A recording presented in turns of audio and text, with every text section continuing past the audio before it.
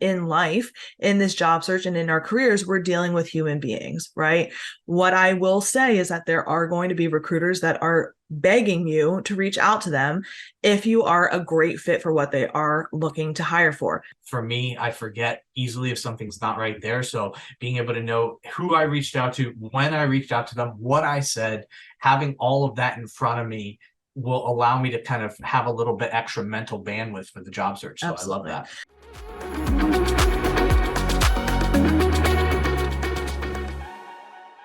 Welcome back to the Career Advancement Academy. Kara Dennison and Jack Dennison here. We are so excited to talk to you about this week's topic. If you haven't checked out last week, we talked about the elevator pitch and how to make sure to answer that most common question, tell me about yourself. And this month, throughout the month of October, we're talking about interviews, everything about interviews. And there's a lot. There's so much to unpack in this one. There's so much to unpack. And today we are talking about your insider's guide to recruiters. Woo!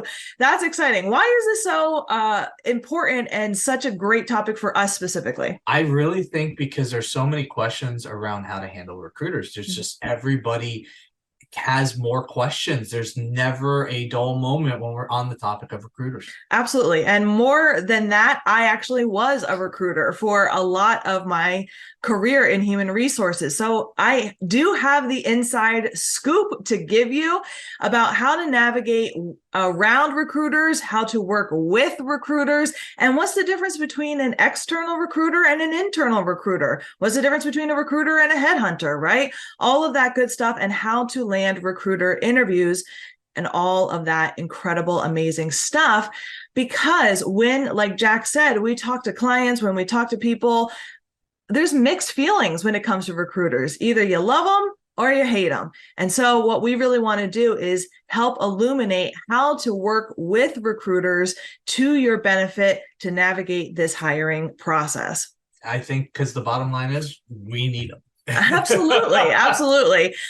Recruiters are fantastic and they have a really busy job and they talk to a lot of people at any given day, right? And so what we want to really do is help you understand a little bit more about their job, how you can, again, work with them and what their role is. So first and foremost, what's the difference between an internal recruiter and an external recruiter?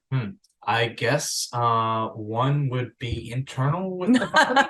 Yeah, exactly. So there are different types of recruiters. One is going to be internal recruiters. They work for that company, right? For each individual company. They sit in the human resources department. They work with human resources and the hiring managers, and they source directly for that company. An external recruiter, also called a headhunter, is going to be that person who works independently for multiple different companies, is contracted by that company to go and find candidates for them, presents them to the company, and will get a commission once a person is placed with that company. Wow, I didn't know external recruiters and headhunters were kind of interchangeable terms. They are pretty interchangeable terms. Sometimes people use the word headhunter for external recruiters that seek out higher level roles, like executive level roles. That's really good to know. Yeah. Do you think that really most jobs are kind of sourced through the recruiting kind of channel? A lot of jobs are. That's what the traditional job search method is. But studies show that 20% of jobs in the US are filled by external recruiters.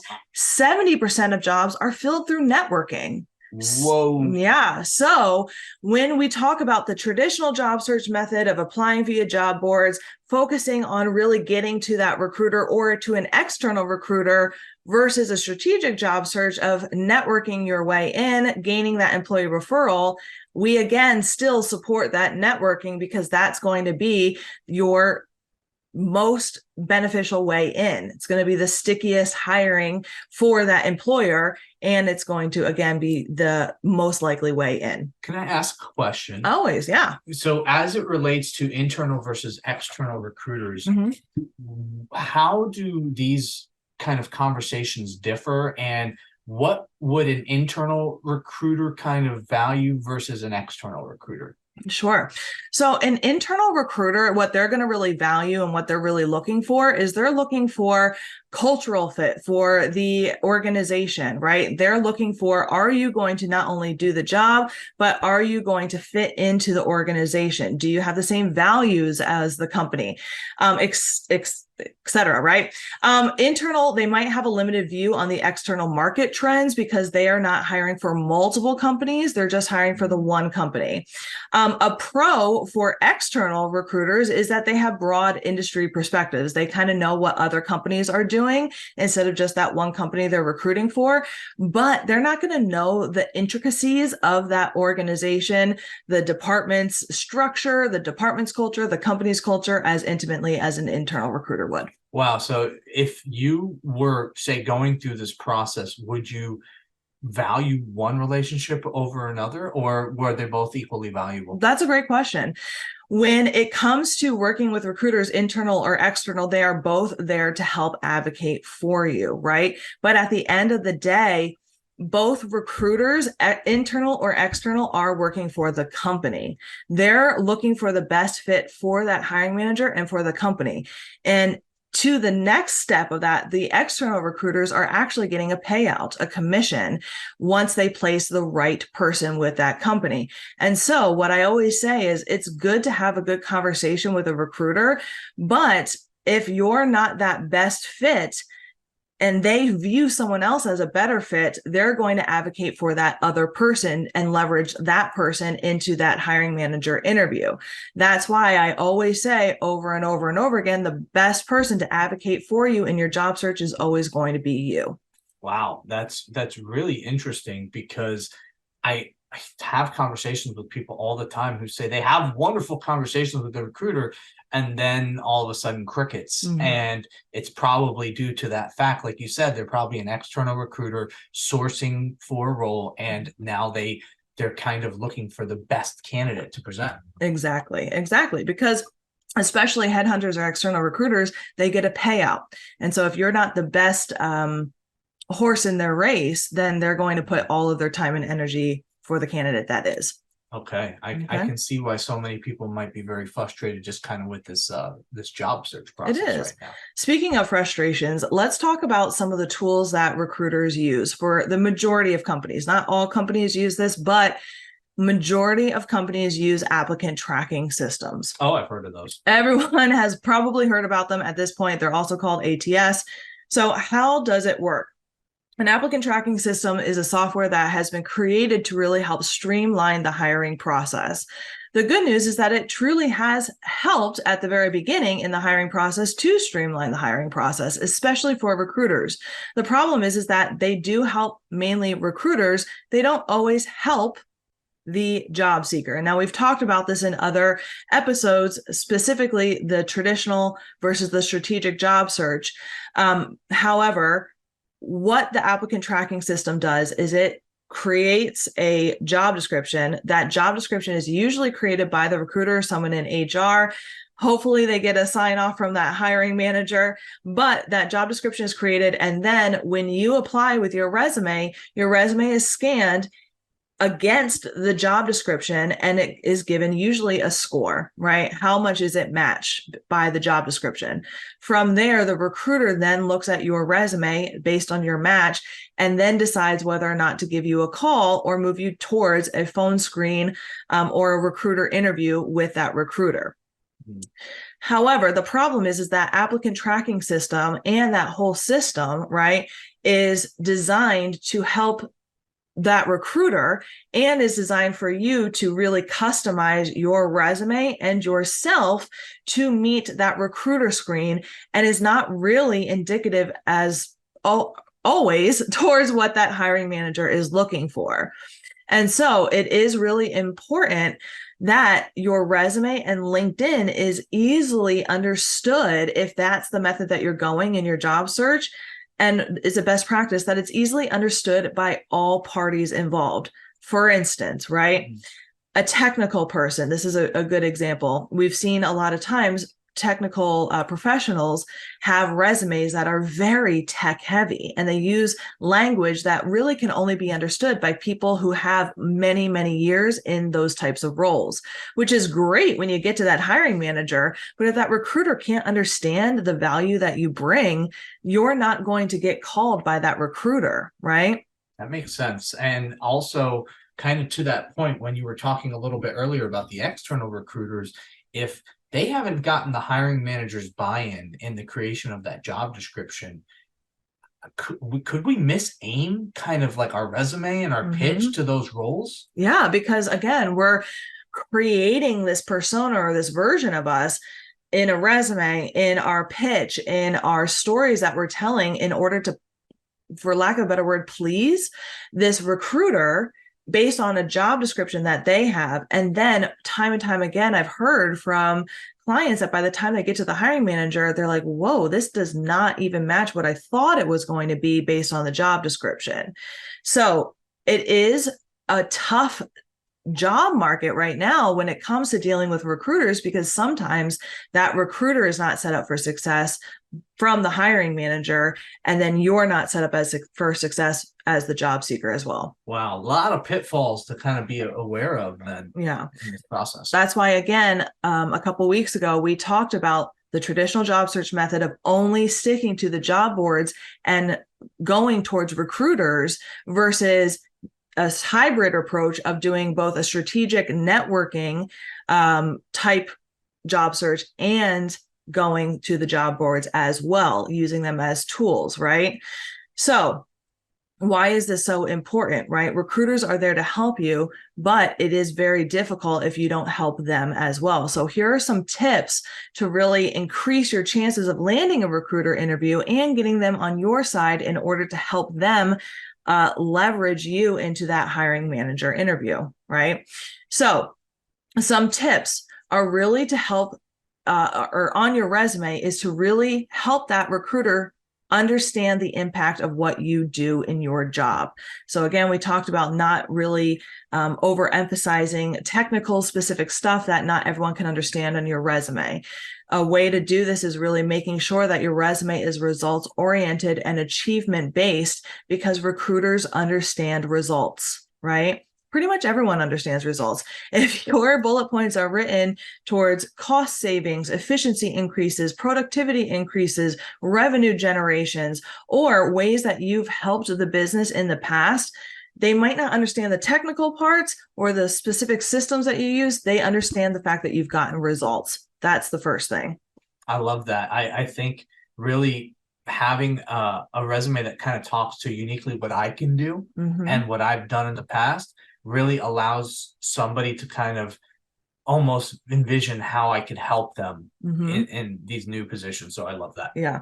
Now, we get asked all the time, how long should my resume be, right? What do people want? And we see all the time that old style thinking of one-page resume, right?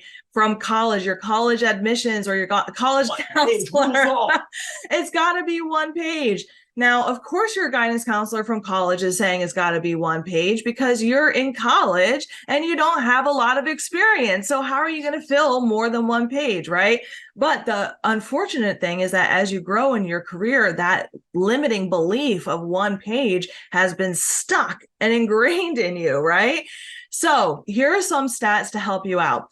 Contrary to popular belief, nowadays, recruiters do prefer two-page resumes. In fact, they're 2.9 times more likely to pick a candidate with a two-page resume for managerial roles and 1.4 times more likely to pick a two-page resume for entry-level roles. What's more, 77% of employers say that seasoned workers should not use a single page resume, according to Zeti in 2022. So what is this saying, right? So many times, and I always say this all the time, resumes are not government documents. There's no one way to fill them out, and everyone's going to have an opinion on them. But according to the stats, two-page resumes are the preferred.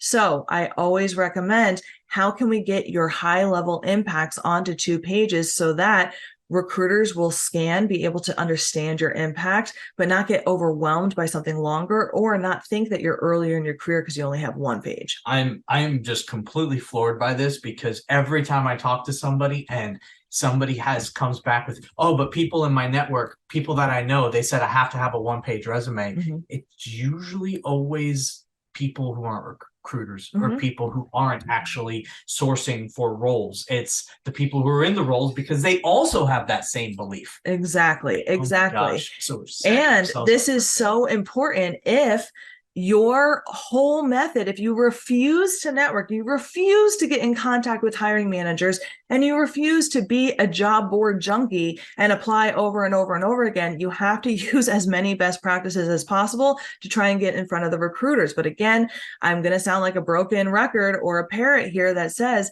this is not going to be your best bet if this is your only way, because again, and I know this from experience, I know this from talking to recruiters, I know this from being at the recruiter desk, recruiters are hiring for anywhere between, at minimum, 15 to 20 jobs, upwards of 30 jobs at a time, and they get hundreds and hundreds and hundreds of resumes per job. So that's another fact, is that if your strategy is to take your 2-page resume, customize it to a job description that might not actually be what that hiring manager is actually looking for, create a false, not completely false, but an alternate version of who you are, and then submit it into an applicant tracking system, cross your fingers and hope it reaches that recruiter, and hope that that recruiter picks you out of hundreds of other people. You best hope that your resume can convey your impact, your results, that they understand your impact. And then once you get on that call, that you have, and we're going to drop a YouTube video tomorrow about how you can make the best of that phone call. So definitely make sure that you check that out, but that you can answer their questions, you have done your research, and that you can make sure that you convey your story in terms that they can understand. And that sounds exhausting, doesn't it? I am just completely confused, because if we don't do this, it's almost like we're completely setting ourselves up for failure in the conversational side of things. Exactly, right? Because then once you get to that hiring manager, like I've said before, they're like, well, that isn't exactly what I'm looking for. Or when you get to that recruiter, and if you're talking over their head or being too technical, it's an automatic out, right? Wow. And it's really, really frustrating. And this is why when people are in job searches, especially during tough job markets, they expect to find a job within a month or two, and it takes much longer. It takes people sometimes years in a job search. And that's really, really discouraging, which is why I am going to sound like a broken record to say, if you have not learned how to network, we know it's scary. In our coaching program, when we had our coaching program, I would ask people what their fears are in a job search. And about 85% of professionals said, networking. I don't know how to do it. I don't know how to come across as genuine or not needy, etc. And that's why I teach networking. I have a course on it in our website, www.optimizecareers.com. And we want to make sure that we do it in a way that grows your network genuinely and presents you as an industry thought leader so that you can truly grow your career in a way that's strategic and authentic. Is there another way to kind of stand out to recruiters to just seem qualified? Yeah. So another way that we do this is, we talked about the resume a lot, right? The resume is something that a lot of people who are those job board junkies are very, very concerned with, because they're applying a lot. When you are in more of a strategic and authentic job search, you're going to be more focused on your LinkedIn profile. And the reason why is because you're networking with and talking to people on LinkedIn. And so one of those things that Jack is alluding to is not just having an optimized LinkedIn profile, but also sharing content on LinkedIn, right? And I'm not talking about some of the LinkedIn content that's super personal, like, you know, you've seen the ones, right? But I'm talking about sharing LinkedIn content that is relevant to your industry, that showcases you, again, as that industry thought leader. Even if you're not a leader or an executive, you can still do this as an individual contributor or someone who's early in their career. how you do this is you truly are sharing things that are either affecting your industry, things that you have learned throughout your career advancement. And why this is so important is that only between 1% to 2% of LinkedIn users are the ones that are sharing content.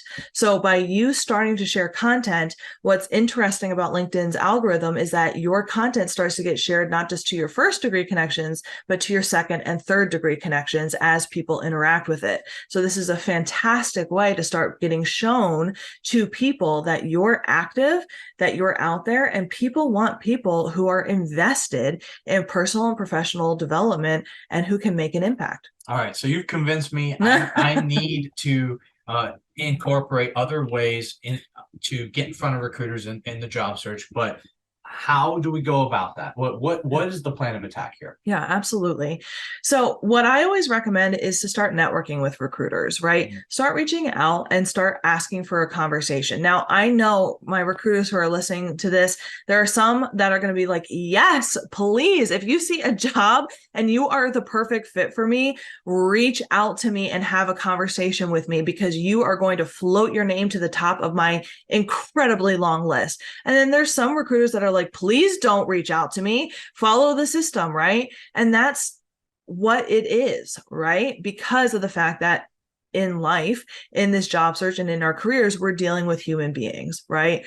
What I will say is that there are going to be recruiters that are begging you to reach out to them if you are a great fit for what they are looking to hire for. So reach out. Start asking for networking calls. And you can do this with recruiters, you can do this with hiring managers, and you can do this with people who are going to be in your future departments so that you can ask for that employee referral. The next step is really to stay organized. Okay, so now we're talking about tracking this out. Yes. All right. Because here's the thing, right? As you're reaching out to people on LinkedIn, as you are trying to network with people, asking for calls or Zoom calls, or just to get to know people, you're going to be reaching out to a lot of people. And the most important part is going to be that follow-up game, right? Really, hey, I know you're busy. I just wanted to follow up on my last message, because what we have known from sales, job searches, all this other stuff is that people are freaking busy. And unfortunately, you might be a stranger to them. And so kind of getting into a professionally persistent follow-up game is going to help you out, and tracking that and staying organized is going to help you feel more empowered in your job search. I absolutely love this. It's a great way to kind of, for me, I forget easily if something's not right there. So being able to know who I reached out to, when I reached out to them, what I said, having all of that in front of me will allow me to kind of have a little bit extra mental bandwidth for the job search. So absolutely. I love that. The other benefit of staying organized and doing this and tracking it is it helps you stay consistent in your job search, right? Set a goal for yourself. Reach out to 3, 5, 10 people a day, but set a goal for yourself that is sustainable and consistent, because a lot of times people fall into this trap of binging their job search.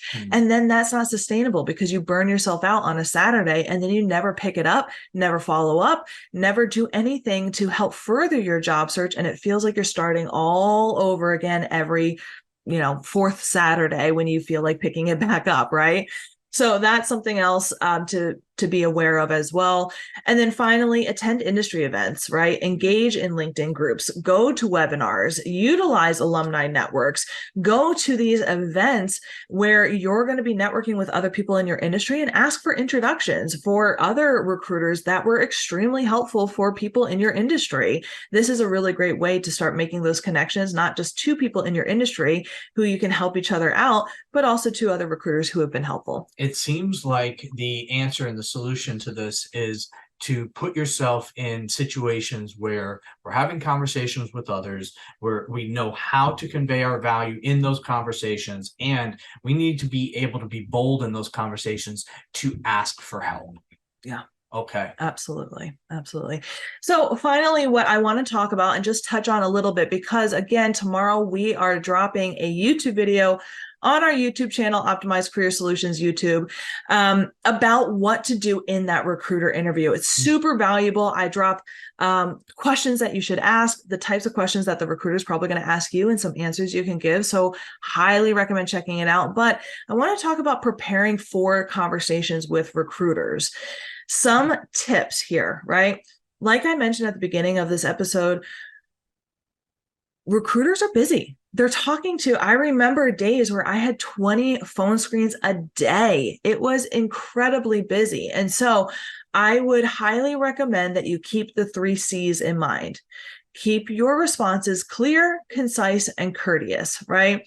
So when you are telling your stories, you don't need to be diving into specific technical details that potentially the recruiter might not understand. Most likely, the conversations and the questions are going to be more behavioral, situational, and what we want to really make sure that we're focusing on is that you know your stories, you can communicate them to anyone at any level. This is a really great sign of leadership communication.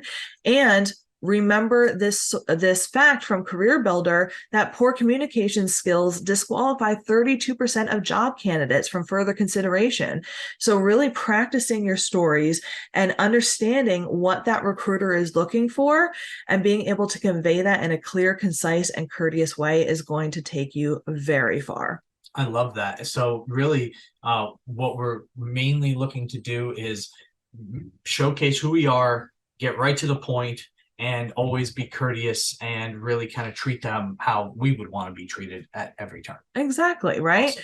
These recruiter screens, these calls are short. Most likely they're going to just be checking off a couple of boxes on their list to make sure that you have specific qualifications, experiences, skills, etc.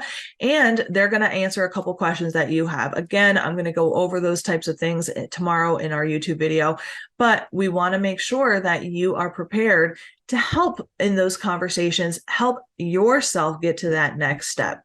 In the end, recruiters are there to help you. At the heart of it, recruiters do not want to be recruiting for your job. Again, they want to hire you. When you are on the phone with them, they are rooting for you to be the perfect candidate just as much as you are. So I want you to keep that in mind. When you are on the phone, you deserve to be on the phone with that recruiter.